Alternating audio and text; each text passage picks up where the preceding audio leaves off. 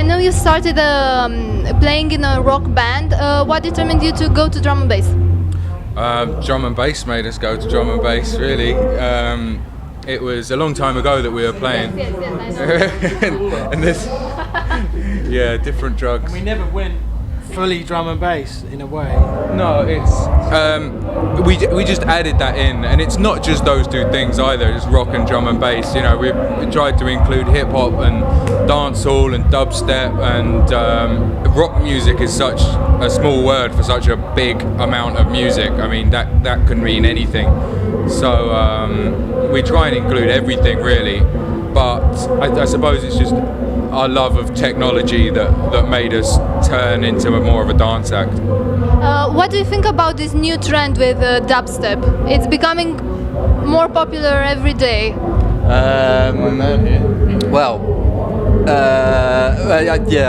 Difficult question. It's not a bad thing. There's, dubstep's great. It's a wicked style of music.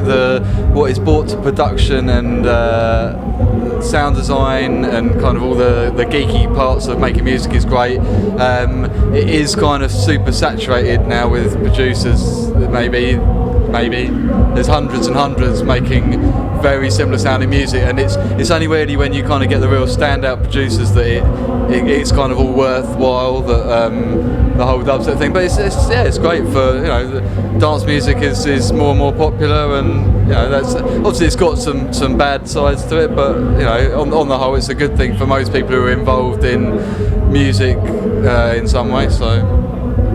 You've announced in May that you'll release a new album. Have you decided on the title? We're going under a working title at the moment. It will probably change, but the working title is Equalizer, because we spend most of our time looking at an equalizer really when we're making an album. So I think that I don't know, I just like that word. It's got a certain ring to it. It's like something that evens the score, something that puts you on a level footing with everyone else. It's just got some great connotations musically and politically, and it's definitely an equalizer-driven album at the moment. And do you have any idea when it will be released? We haven't set a release date for it yet. We're hoping early next year. I understand. Are there any collaborations on it? There are, yeah. We've already started collaborating. There will be more, but we're not going to tell anyone about them yet. I understand. What's new on this album regarding the sound? We're trying to push forward the way in which we've made sounds, the way in which we combine sounds. So it'll still be a Qemists record because it's made by us three in the same ways, but pushing things forward really. Just everything dance music's moved on massively, as you were talking about with the whole dubstep thing. So therefore we move forward as well. So it's an evolution of the Qemists, really. The idea, I suppose, the goal is to try and create sounds in a new way, like every sound. So to have a guitar on your record that people think is a guitar, but in fact wasn't made with a guitar at any point, or to have what was a guitar recording change so that people think it's an awesome synth sound. We've been spending a lot of time experimenting with these sort of parameters of what makes something sound like a guitar, what makes something sound like a drum kit, or like it was programmed by a real musician, or played by a real musician when it was programmed. So it's those boundaries that we're trying to mess with. There's a lot of boring synthesis that I could go into in order to do it, but the best thing is to say that it sounds cool and it sounds kind of rocky, even though it's dance music, and works nicely on a sound system, looks good on the equalizer. I know you've done a lot of remixes for In Flames also. Is there any band you have in mind which you want to make some remixes for it?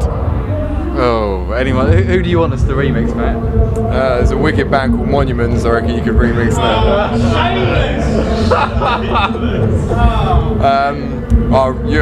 If any band in the world, it would have to be someone like Rage Against the Machine, I think. That's the answer we normally give, yeah. Official Rage Against the Machine remix would be nice. Chili Peppers would be good, wouldn't it? I suppose remixing a really massive rock band is always going to be good, because it's so different from remixing another dance act or being able to apply our sound to their sound, and so Rage. I'll go with Rage. Tool would be interesting, wouldn't it?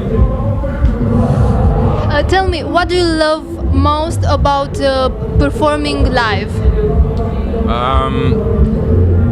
You get to interact with the audience in a different way to DJing. So I mean, the audience is the thing that you love most about performing, like that instant feedback when you do something right. But when you're playing live, it's even more like you're even more connected. What you do physically actually dictates whether they dance or stop dancing. I mean, from my perspective as a drummer, all I have to do is put things out of time, move my limbs by half a second, and no one will dance. They won't be able to.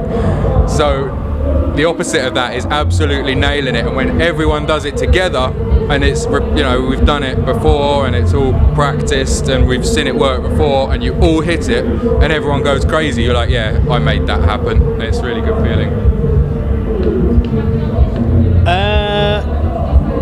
I like, it's kind of what Leon said. It's the real physical nature of it. DJing is physical, but it's nowhere near as like the subtle adjustment of the way I'll play a chord can change. If I don't hold it down right, it's out of key and it sounds terrible. And if it's in a breakdown, it sounds even worse. So it is the minutest of details will change how the whole thing comes across.